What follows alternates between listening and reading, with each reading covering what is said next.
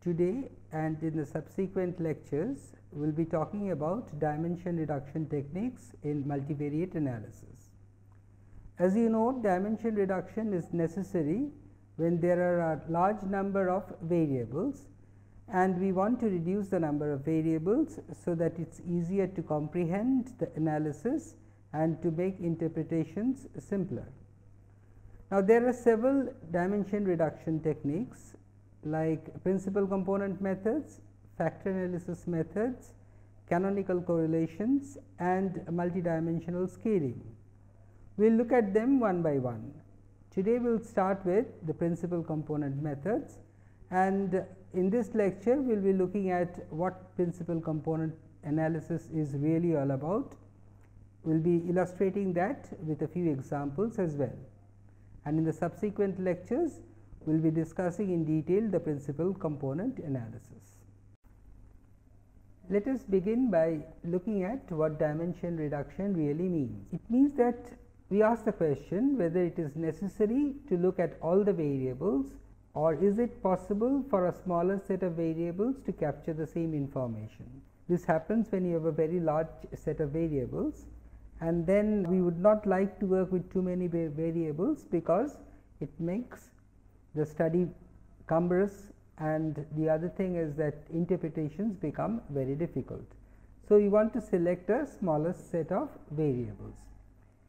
We can do this through several techniques. The most important of this is the principal component analysis, which is the most popular also, the factor analysis, which is widely used in psychometry studies, the canonical correlations and the multidimensional scaling. What we will be looking at in this particular module would be the principal component analysis. Now, the principal component analysis helps us to capture the variability of a set of variables through a few linear combinations of the variables, and these linear combinations of the variables contain most of the information that is contained in the original set. So, what we do is basically we reduce the original number of variables to smaller number of variables, which are primarily linear combinations of the original ones, and moreover they contain the same information. So, one help that it does is that it reduces the data, in the sense that you have lesser number of variables. If you have particularly if you have a very long list of variables, this is very helpful. The other is that the interpretation becomes easier, because if you have fewer variables, it is easier to capture the underlying mechanism of the model, and once you do that, it makes it much easier to interpret the results that you get. So, these are reasons why we actually do principal component analysis.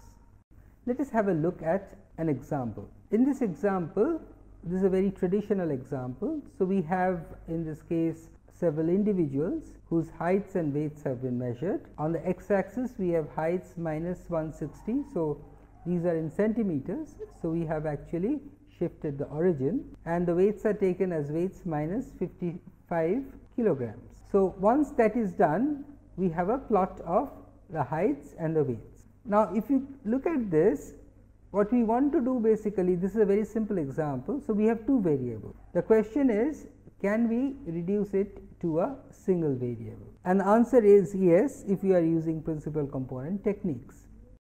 We will go through the techniques later on, but just see how we can do it. Suppose we rotate the axis. The original axis was along heights and weights. Now, the new axis are the red ones, one going right across and the other is perpendicular to this. Now, what it really means is that we have rotated the axis to certain degrees. We will see later that we will call this an orthogonal transformation of the original variables. And now, look at the variables. You see, if you look at the red lines, the principal line that is going right across, that one contains most of the x very near it. So, it is widely dispersed over the red line, and over the second red line, which is perpendicular to it, the variability is not that much. So, you see, in the original data, heights and weights are very widely distributed. So, the variability is high. In this case, if you take the longer line, most of the observations lie along this, and hence the variability along this line is high, whereas the variability along the perpendicular line is much smaller. So, what we do is, if instead of the two variables heights and weights, we take just the combinations. Mind you, this red lines are combinations. So, the first red line is say y1, which is a11 x1 plus a12 x2, and the second red line is y2, which is a21 x1 plus a22 x2, these two lines being perpendicular to each other. Now, if you just take y1, you can see that all the variability almost lies on y1. So, we will discard y2 and work with y1. So, instead of two variables, now we can look at only y1, which accounts for the maximum variability, so that we do not lose much information if we drop y2, and we have made a reduction in the number of variables. Now, this is a very simple example. In fact, two variables are not too many. So, very often we will be working with two variables, but you can see from this technique that we can actually reduce the number of variables, whether it be it from 2 to 1, or maybe from 100 to 5 or 6, or maybe 1000 variables to 10 or 15 variables by the same technique, as long as they account for the more or less a high percentage of the variability in the original data. So, this is primarily what principal components will do. Now, let us look at the general model for principal components. So, we have m variables x1, x2, xm. These are the original variables, and m may be very large. So, the number of variables may be large. What we do is, we take a linear combination of this x1, x2, xm and form y1. So, a11, a12, a1m are the coefficients, and we write y1 as the vector a1, which consists of a11, a12, a1m, vector a1 prime, the x vector. So, this is one transformation. We can have another transformation, y2 is equal to a21 x1 plus a2m xm, etc., or in general a2 prime x. And similarly, given x having m variables, we can have similarly m variables for y, which are y1, y2, ym. In short, we will write this as the y vector is equal to the coefficient matrix A into the x vector. The coefficient matrix A is composed of aij's, of course. In this case, y1, y2, ym are referred to as the principal components, and yj is the jth principal component. Of course, we have not still chosen the principal components properly. That will depend on how we choose the coefficients A. So, if a proper selection of that is made, then we will end up with the principal components. So, the A's at this stage are unknown. The question is, what is A? Once A is defined, the whole model is known to us. Okay? We have the principal components is that. So, that the choice of A1, A2, AM now becomes important. Firstly, what we need is, we need A1, A2, AM to be orthogonal. What does it mean? It means that Aj prime into Ak should be equal to 0. That means any two of these vectors, taking the inner product of these two vectors, would give us 0. That is one condition that we need. Another condition that we often impose is the condition of normality. Okay? So, basically these are not orthogonal, it is something more, it is orthonormal. Orthonormal means that Aj prime Aj must be equal to 1, thus the inner product must be equal to 1, or we can say that the length is equal to 1. So, all of these A1, A2, Am should be such that they have unit length and they are orthogonal to each other. This is the first condition that we need. The second condition that we will impose is that A1 is, this is the first variable that we choose, y1. So, A1 is chosen such that variance of y1 is maximized with respect to A1. So, variance A1 prime x is maximum such that A1 prime A1 is equal to 1. That is the first thing. So, maximize the variance to choose A1. Once A1 is chosen, that is, we get y1, which is the first principal component.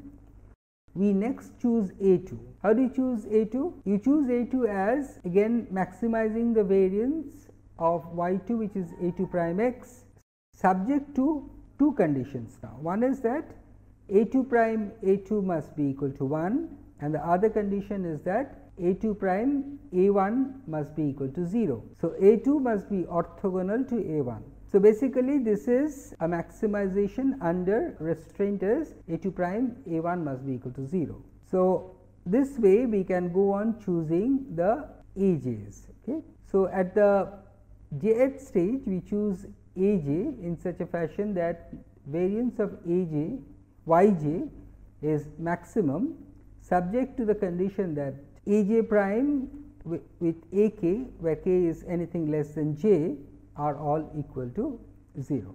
So, this is how a's are chosen, and we will see how we actually do this in a later class. One important result, again something we will be proving later on, is that the total variability of x1, x2, xm translates to the total variability of y1, y2, ym, which means that variance of xj's summed over j is equal to the variance of yj's summed over j. So, you can see that if you move from x to y, you still retain the same variability. This is obvious because we are making just a orthogonal transformation.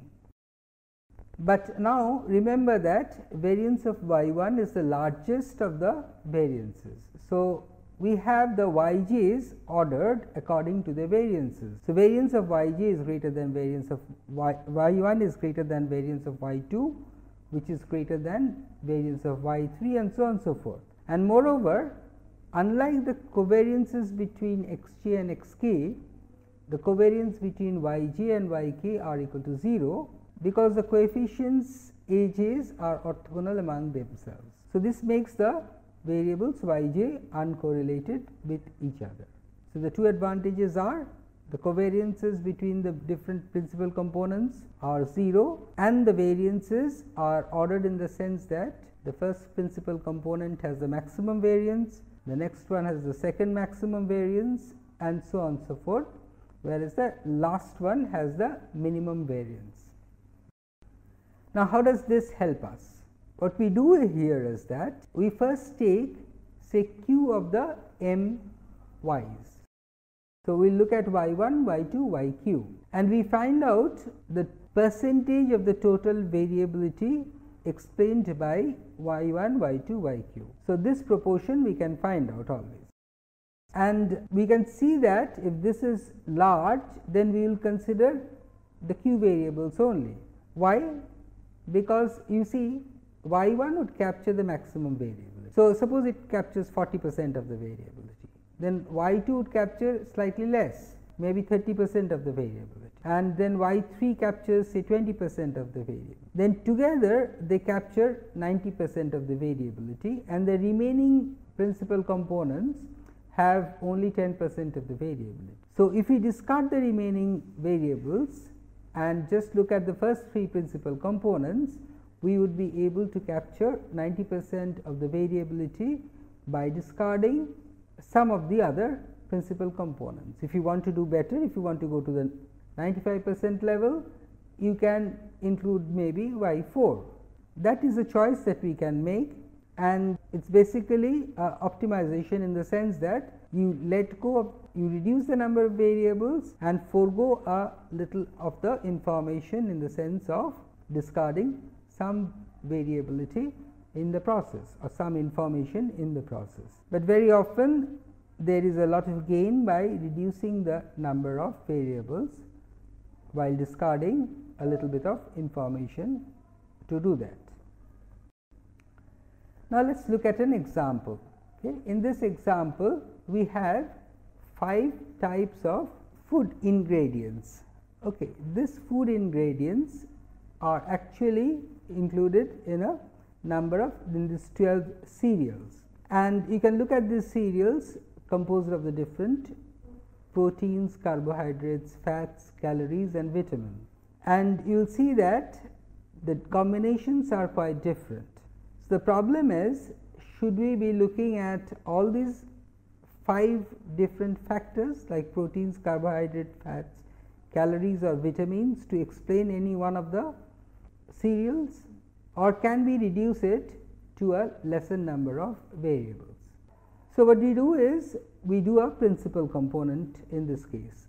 Mind you, in this case m is equal to 5, and once we have done the principal component, here is what the results tell us.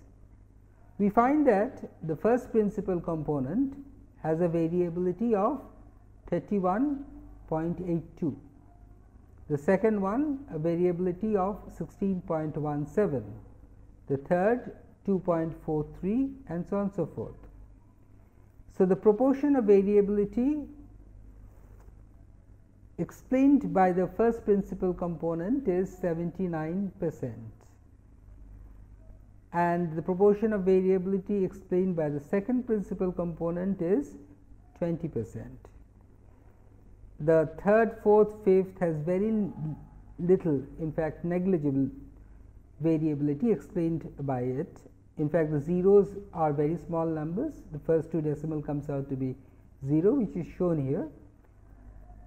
And so, you can see that the cumulative proportion for by the first two, we explain 99% of the variability. So, what we do is we only retain the first and the second principal component. We can get all the 5 principal components, but looking at them would be a waste of time, because we are going back to 5 variables again. So, we drop the last 3, and by dropping the last 3, what we lose is we lose only 1% of the variability. And you can look at the first 2 principal components given by the first 2 columns here, component 1 and component 2.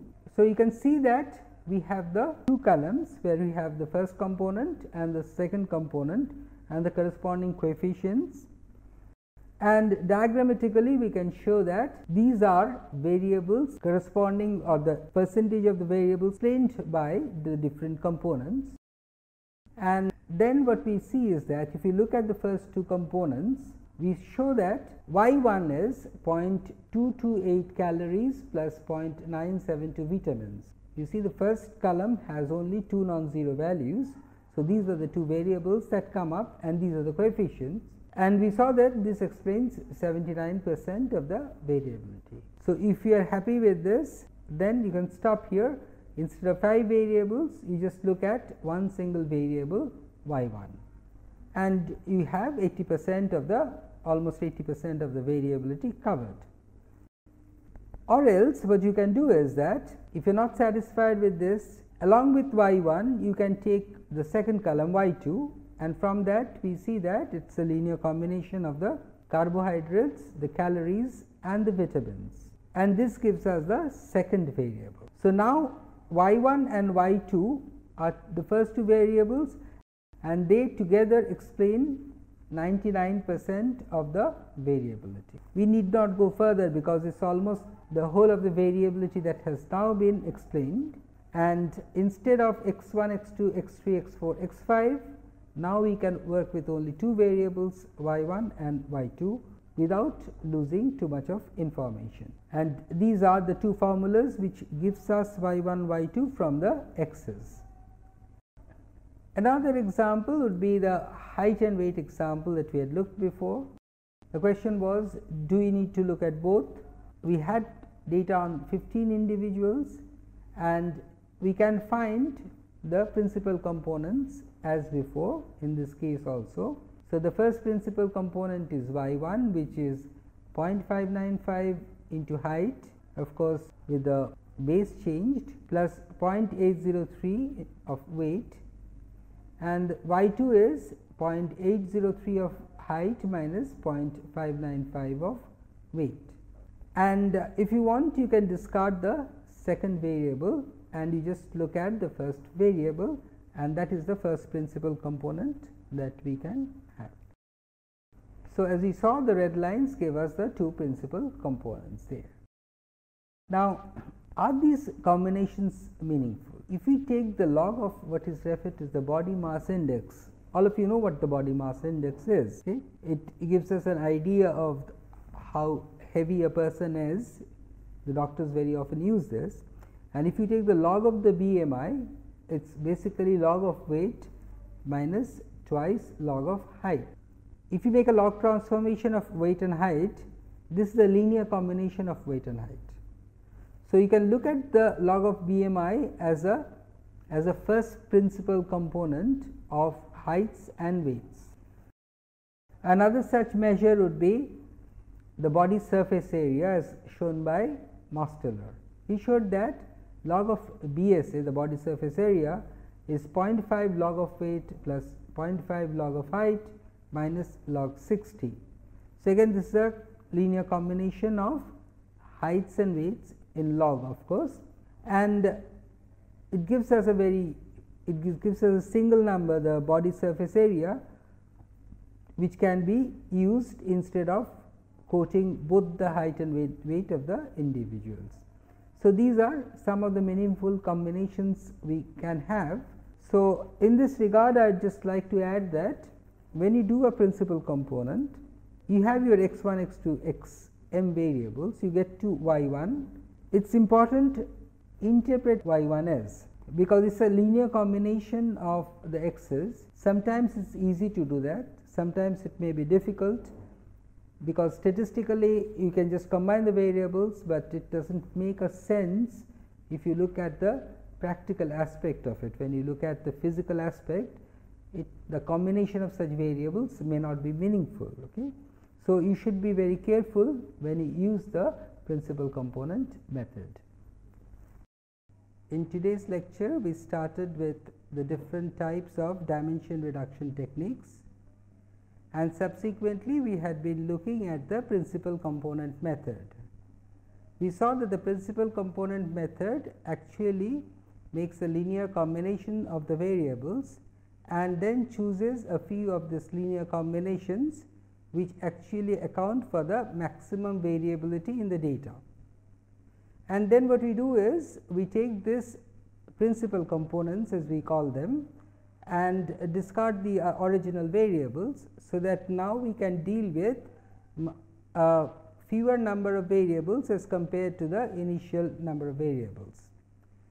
We saw a few examples of the principal component method, but in the subsequent lectures we will be looking at the results, that some of which we have stated in this module, and we will be looking at a broader aspect of how we can use principal components in other studies.